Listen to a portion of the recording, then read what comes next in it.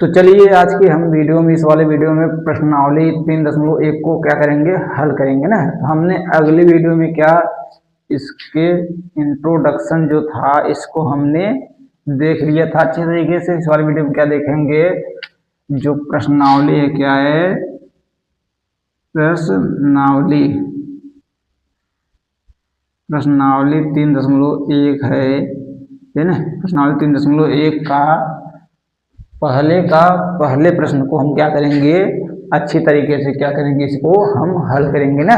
तो ध्यान से देखिएगा आप सब, और हम चलते हैं इस प्रश्न की ओर। तो ध्यान से देखिए क्या कहता है प्रश्न। कक्षा 10 के 10 विद्यार्थी ने, कक्षा 10 के 10 विद्यार्थी ने ना एक गणित की पहली प्रतियोगिता में भाग लिया।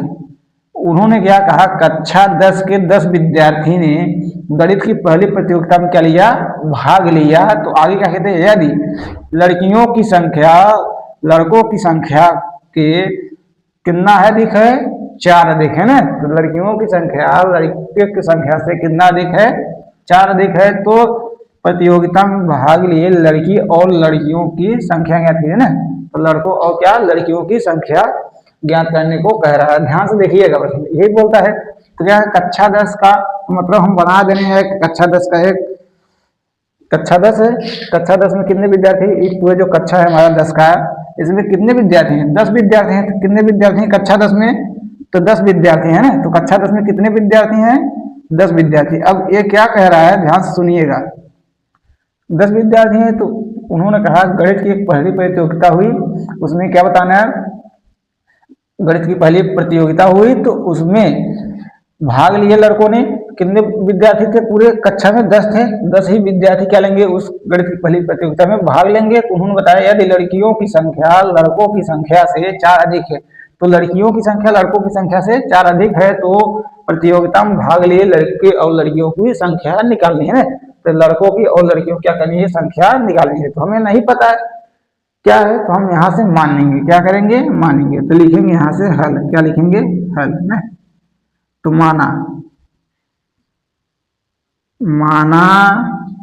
लड़कियों की संख्या, क्या लड़कियों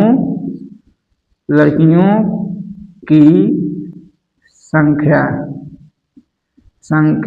x है, क्या है, x, और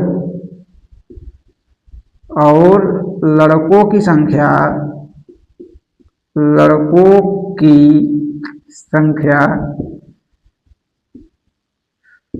y है। समझ आया नहीं ये चीज, नहीं समझ आया। तो यहाँ मानना था, आप हम जहाँ x y माने, आप ABCD कुछ भी मान लीजिए, आपकी मर्जी ना। तो हमने यहाँ से माना लड़कियों की संख्या x और लड़कों की y। तो अब कक्षा 10 में कितने विद्यार्थी हैं, 10 ही विद्यार्थी हैं। तो मतलब लड़का और लड़की को जोड़े देंगे, उस कक्षा में जितने लड़के हैं और जितने लड़कियां हैं उन सबको अगर हम जोड़ देंगे तो पूरा मिल जाएगा। इस कक्षे में जितने विद्यार्थी हैं वो सब मिल जाएगा। तो यहाँ पे लिखेंगे x प्लस का y तो बराबर 10। मतलब लड़का और लड़की जोड़ देंगे तो पूरी कक्षा में इतना ही है, जितना लड़की है उतना, लड़कियों की संख्या x है, मतलब उस कक्षा में जितनी लड़की हैं तो कितना है x, और जितने भी लड़का है उसको क्या कहेंगे, y ना। तो सभी लड़के और सभी लड़कियों की संख्या हम जोड़ देंगे तो उस कक्षा में जितने लड़के हैं उसके बराबर होगा कि नहीं समझ आया। तो यहाँ से लिखा, इसे समीकरण नंबर 1 मानेंगे ना। तो आगे क्या कहता है ना, प्रतियोगिता में भाग लिए लड़कों, सॉरी यहाँ से, यदि लड़कियों की संख्या, क्या कहता है, लड़कियों मतलब x, यदि लड़कियों की संख्या लड़कों की संख्या से, क्या कहता है, लड़कों का मतलब y, यदि लड़कियों की संख्या लड़कों की संख्या से कितनी अधिक है, 4 अधिक है, यही बोल रहा है। तो लड़कियों की संख्या लड़कों से कितनी अधिक है, लड़कियों की संख्या लड़कों से 4 अधिक है। तो 4 अधिक, इसे हम क्या कहेंगे, समीकरण नंबर 2। तो समझ आए नहीं, समीकरण बनाना सीखिए बस, सवाल तो बहुत इजी है, ध्यान से देखिएगा। तो फिर हम एक बार दोबारा से प्रश्न को पढ़ देते हैं। तो क्या कहता है, कक्षा 10 के 10 विद्यार्थी। तो कक्षा 10 में कितने विद्यार्थी हैं, 10 विद्यार्थी हैं। तो उसमें लड़कों और लड़कियों की क्या निकालनी है, संख्या। तो हमने माना इसमें जितने लड़के हैं और जितनी लड़कियां हैं, तो हमने लड़का सॉरी यहाँ लड़कियों की संख्या क्या माना x, लड़कियों की संख्या कितनी है x और लड़कों की संख्या y। तो इन दोनों लड़कों लड़कियों की संख्या जब जोड़ेंगे तभी तो उस कक्षा में जितने विद्यार्थी हैं उसके बराबर तो होगा। जब आपने विद्यार्थी यहाँ पर दिया था 10, हम यहाँ पर बराबर का 10 लगा दिए, लड़के क्यों लड़कियों की संख्या जोड़ने के बाद 10 है विद्यार्थी में, सॉरी कक्षा में कितना लड़के हैं 10 लड़के हैं विद्यार्थी ने। और इसी प्रकार फिर अगला कहता है यहाँ से यहाँ तक प्रश्न समीकरण 1 को हमने हल किया, यहाँ से 2 को कहता है लड़कियों की संख्या लड़कों से 4 अधिक है, इसे समीकरण नंबर हमने क्या माना 2 माना। तो आगे चलते हैं, ध्यान से देखिएगा।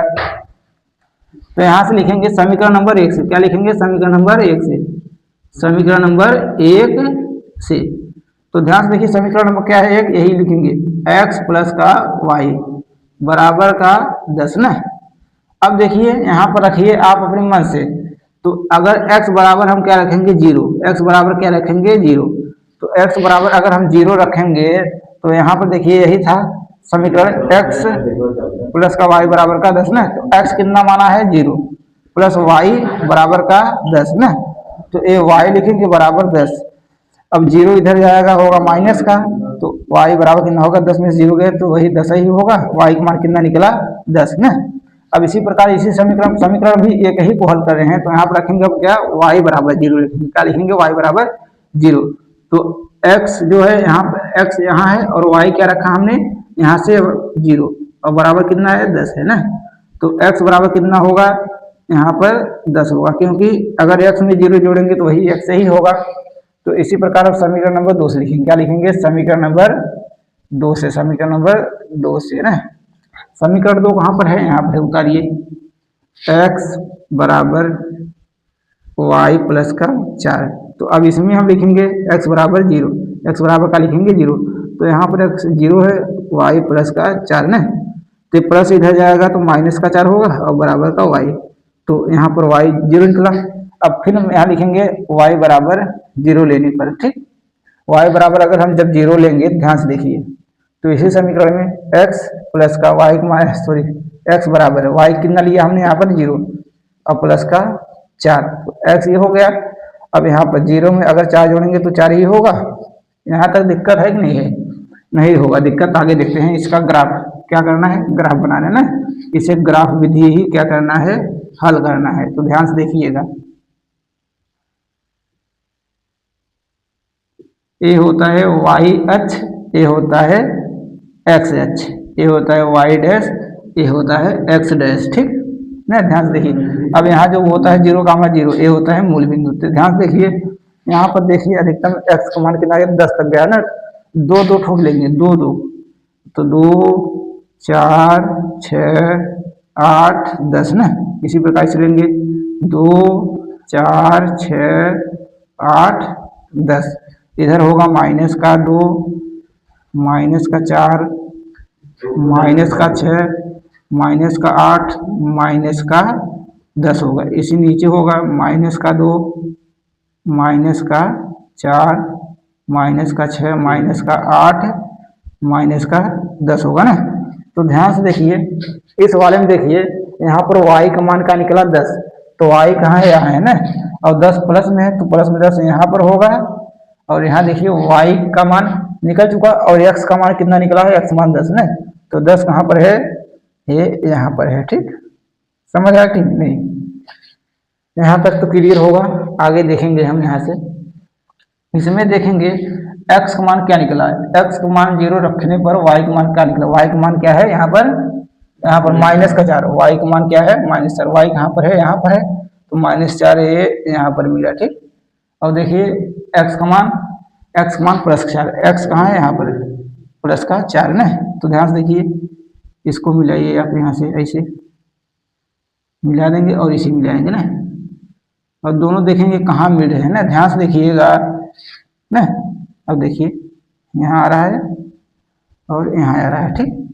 तो मतलब ये क्या है, यहाँ पर सबसे पहले x लिखा जाता है, बाद में y लिखा जाता है, नहीं लिखा जाता है। तो x ये है तो 6 और 8 के बीच में 7 मिलेगा कि नहीं मिलेगा बताइए, और इसमें देखेंगे 4 और 2 के बीच में 3 मिलेगा।